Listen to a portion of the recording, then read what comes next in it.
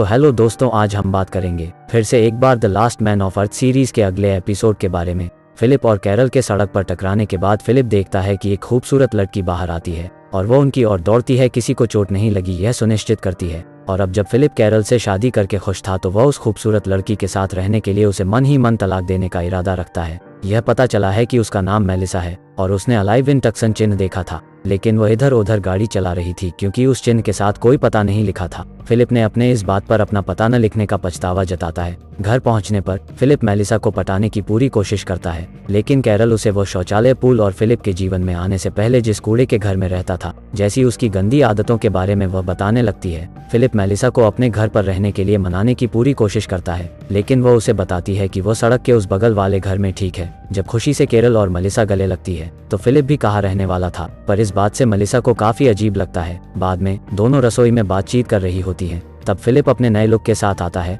और उसने मेलिसा के लिए ऐसा किया, लेकिन रात में वे एक साथ डिनर करते हैं और पूरे समय फिलिप मेलिसा के साथ फ्लर्ट करने की कोशिश करता है। वह जो कुछ भी कहती है उससे वो सहमत होता है, यह दिखाने के लिए कि वे समान रुचियों को पसंद करते हैं। जब मेलिसा ने बताया कि उसके पति को उसने किसी और के साथ देखा इसलिए वो अलग हो गए थे, तब मिलर यह बताने की कोशिश करता है कि वह ऐसे लोगों से सख्त नफरत करता है। हालांकि जाते समय कैरल उसे रात में मानव जाति को बढ़ाने के लिए आमंत्रित करती है, लेकिन फिलिप यह समझाकर उसे भगा देता है कि उसकी हालत खराब है। उस रात बाद में मेलिसा फिलिप के कमरे में आती है और उसे शॉवर में आने के लिए कहती है। बेसब्री से उसका पीछा करता है, लेकिन कैरल को उसका इंतजार करते हुए पाता है और अचानक वह सपने से जाग उठता है। अगली सुबह मेलिसा ने उसका दरवाजा खटखटाया और पाया कि वो वर्कआउट कर रहा है, जबकि वह उसे दिखाने के लिए करता है कि वह एक फिट मस्कुलर आदमी है, लेकिन मेलिसा को ऐसा कुछ भी दिखाई नहीं देता। जिसके बाद वह उससे उसके घर के बाहर कार के बारे में पूछने आई है। यह पता चला है कि वह उसे उसके लिए लाया था क्योंकि उसे उसके लिमो में घुसने के बारे में बुरा लगा था, पर कैरल मेलिसा पर एहसान करने से खुश नहीं है जब उसने उस दरवाजे को भी ठीक नहीं किया है जिसने उसे तोड़ दिया था। उस दिन बाद में वह इसे ठीक करने की कोशिश करता है, लेकिन साबित करता है कि वह एक खराब काम करने वाला इंसान है। मेलिसा उसे और कैरल को ड्रिंक्स के लिए बुलाती है, लेकिन फिलिप कैरल के बीमार होने के बारे में झूठ बोलता है और अकेला चला जाता है। जैसे ही मेलिसा नशे में हो जाती है वह बताती है कि अगर वह शादीशुदा नहीं होता तो वह उसके साथ रहने वाली थी, लेकिन उसका जहाज बहुत पहले रवाना हो चुका था। फिलिप सदमे में है क्योंकि वे ऐसे शब्द हैं जिन्हें वह सुनना चाहता था। वह तुरंत कैरल के साथ अपने संबंध तोड़ने के लिए कैरल के पास जाता है, लेकिन पाता है कि वह उनका मैरिज फोटो बना रही है और वह उसे दरवाजा ठीक करने के लिए भी धन्यवाद देती है, चाहे वह कितना भी बुरा क्यों ना हो। उसके बाद फिलिप तलाक के लिए पूछने के लिए खुद से उसका मन नहीं होता।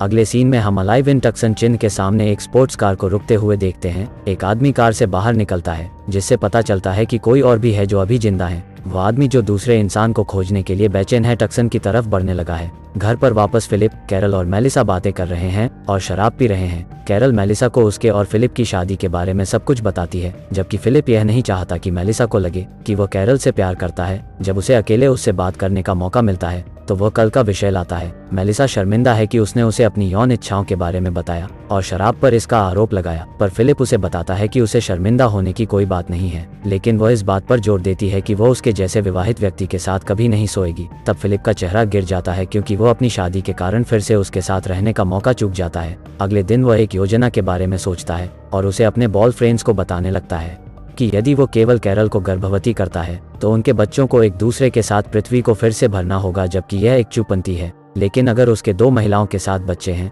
तो यह संभावना खत्म हो जाती है। अब केवल फिलिप को अपनी योजना कैरल और मेलिसा को बतानी है। अगले सीन में वो मेलिसा के घर जाता है और उससे पूछता है कि क्या वो पृथ्वी और मानव जीवन के लिए कुछ बड़ा चाहती है। जब वह एक हाथ को चुनती है तो वह इसे एक इशारे के रूप में लेता है कि वो पृथ्वी की भलाई के लिए उसके साथ सोएगी। फिर वह कैरल के पास जाता है और किसी ऐसी बात के लिए रोने का नाटक करता है जिसके बारे में वह बहुत चिंतित है। जब वह उससे पूछती है कि यह क्या है तो वह उसे अपने बच्चों के एक दूसरे के साथ फिर से बसने की संभावना के बारे में बताता है, पर कैरल ऐसा कुछ होने के विचार से नफरत करती है और फिलिप इस अवसर को उसके और मेलिसा के बच्चे होने के विचार पर बात करता है, लेकिन कैरल इसके सख्त खिलाफ है। लेकिन वह उसे इस पर उसे विचार करने के लिए कहता है। वह यह भी दिखावा करता है कि वह किसी अन्य लड़की के साथ रहना पसंद नहीं करेगा, लेकिन वह पृथ्वी के लिए कुछ भी करने को तैयार है। जब कैरल को फिलिप से पता चलता है कि मेलिसा ने उससे कहा है कि अगर वह शादीशुदा नहीं है तो वह उसके साथ सोएगी, तो वह गुस्से में फिलिप को घर से बाहर निकाल देती है। और बाद में मेलिसा फिलिप के पास आती है और उससे पूछती है कि उसने उसकी पत्नी से क्या बकवास की। वह भी उसका अपमान करती है और गुस्से में चली जाती है। जबकि अब 3 घंटे बाद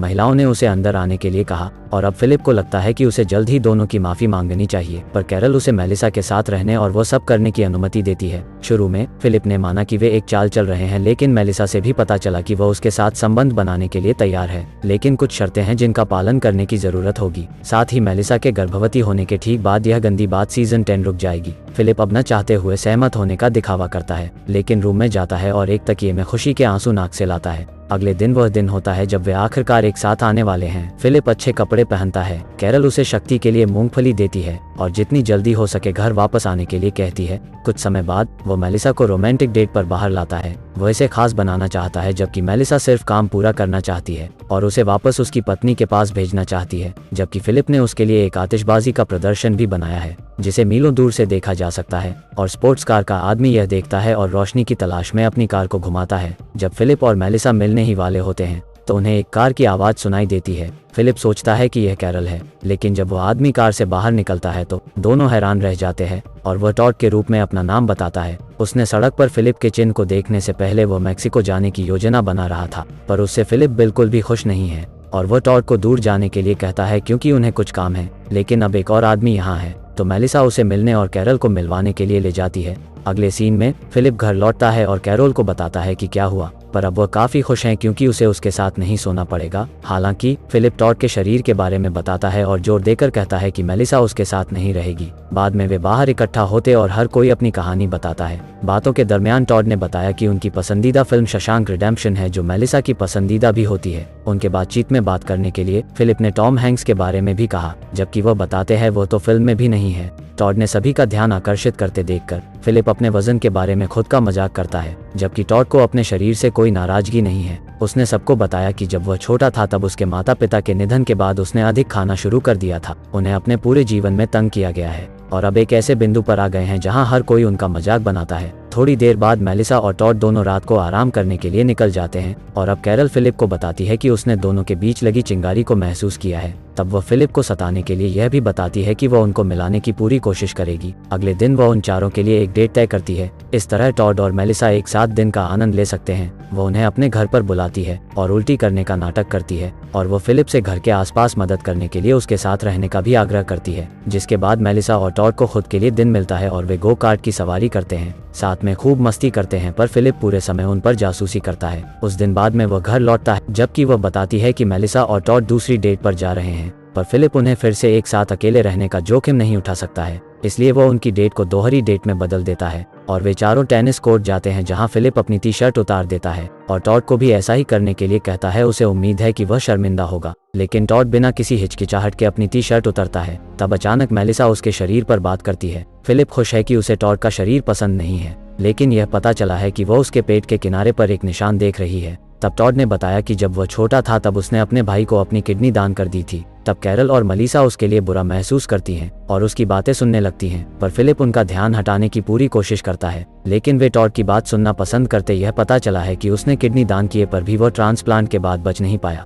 और इस घटना के बारे में बात करने से टॉड का मूड खराब हो जाता है और वह रोते हुए चला जाता है। थोड़ी देर बाद कैरल और फिलिप उसकी तलाश में जाते हैं और उसे और मेलिसा को एक दूसरे को चूमते हुए पाते हैं। कैरल सोच रही है कि उसने टॉड को अपनी शर्ट उतारने के लिए कहा क्योंकि वह जानता था कि ट्रांसप्लांट की कहानी मेलिसा के साथ रिलेशन के लिए किक स्टार्ट करेगी। फिलिप जबकि कैरल के अनुमान की तारीफ करता है, लेकिन अंदर से दोनों को देखकर ईर्ष्या से जल रहा है। और यहीं पर यह एपिसोड रोक दिया है। अगर हो सके तो वीडियो को लाइक करें और चैनल को सब्सक्राइब। मिलते हैं अगले वीडियो में। Thank you.